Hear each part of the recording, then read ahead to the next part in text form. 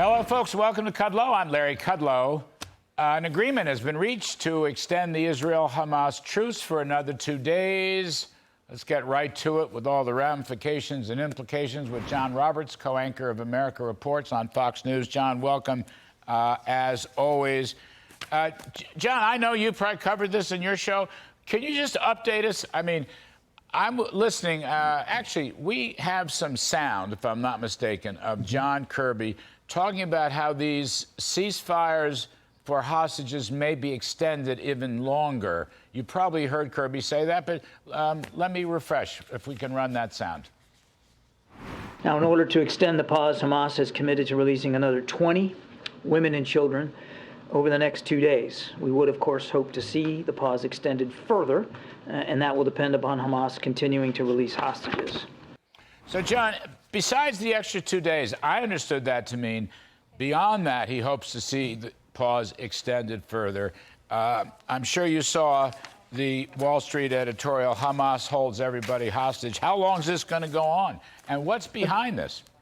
That's exactly why Hamas did what it did on October the 7th. It needed bargaining chips so that when its back was against the wall from the expected Israeli response, it would have some cards to deal out to try to, first of all, get a ceasefire and then extend it as long as it possibly could.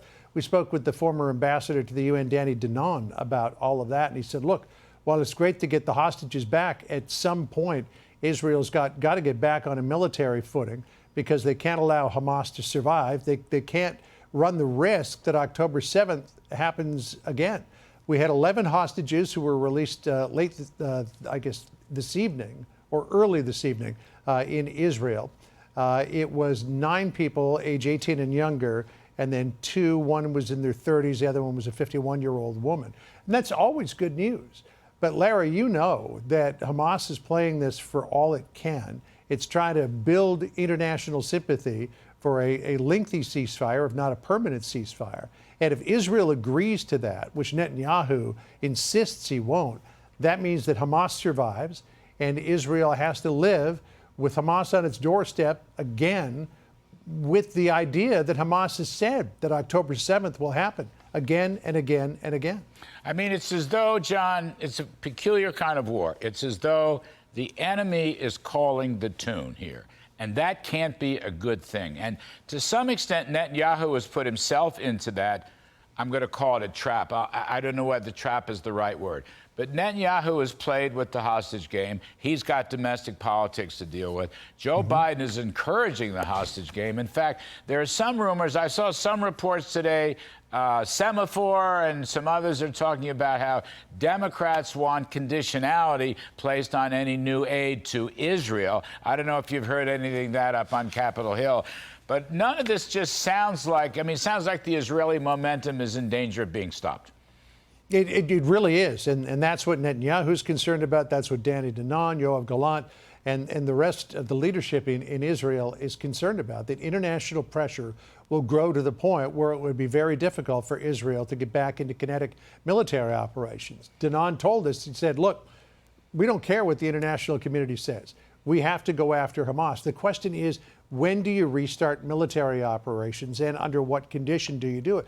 Do you do it with more than 100 people still being held hostage, which would then put them at risk? Do you wait until you get out as many hostages as you can and then hope for the best as you go forward? Do you put Israeli forces, special operations forces, the Shayatet 13, in a position to rescue a lot of those hostages? I mean, that would probably come at extraordinary risk to military lives on the Israeli side. There's so many unknowns at this point. And again, that's exactly why Hamas did what it did on October 7th, capturing all of those women, those children, those helpless people, and holding them for more than 50 days now. If Hamas didn't have those hostages, the leadership of Hamas probably would have been eliminated by now. But Israel has had to go slow. It has had to proceed cautiously. And now, in the face of growing international pressure for a lengthy, if not permanent ceasefire, it has to make a lot of very difficult decisions about how it prosecutes that war going forward. One other one, John. Why doesn't Joe Biden and his spokespeople, the whole crowd of them, defense, state, everybody, Kirby, why don't they talk more about the Americans still being held hostage? All right, I think that is an incredible thing. They hardly ever mention it. I think I'm being objective about that point empirically. And furthermore, why aren't they issuing strong, stern threats, not just to Hamas, John, but to the paymaster, the puppet master, which is, wait for it, Iran? Why aren't they dealing with that channel? You know, among other things, these ceasefires, Iran will, they may resupply them, they may refinance them, because Iran's been the paymaster from day one. I mean, I don't hear anything about that angle, and to me, that's a crucial angle.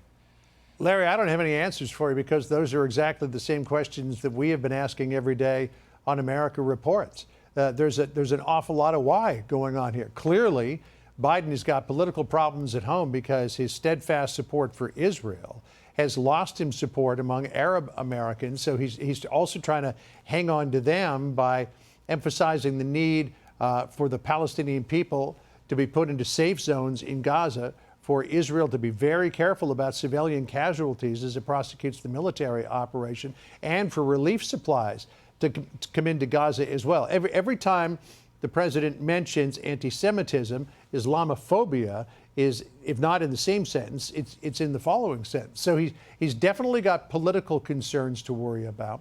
As to why he's not tougher on Iran, that is baffling to me. And it's probably all wrapped up in his fervent desire for Iran to get back into the JCPOA, even though the International Atomic Energy Agency says Iran has been cheating on that agreement to the point where it now has enough nuclear material for 3 nuclear bombs. You wonder, why don't you get tough like Reagan did? Why don't you get tough like President Trump did? As you mentioned many, many times, Iran understands one thing, and that's force. Yes. And they will only back off when force is applied. Yes, only when they are attacked on their turf with their people. Anyway, I know we're all asking the same question. John Roberts, you're great to help us out. We appreciate it. Folks, please don't forget, you can catch John, his co-anchor Sandra Smith, America Reports every day, weekdays from 1 to 3 p.m. Eastern on Fox News.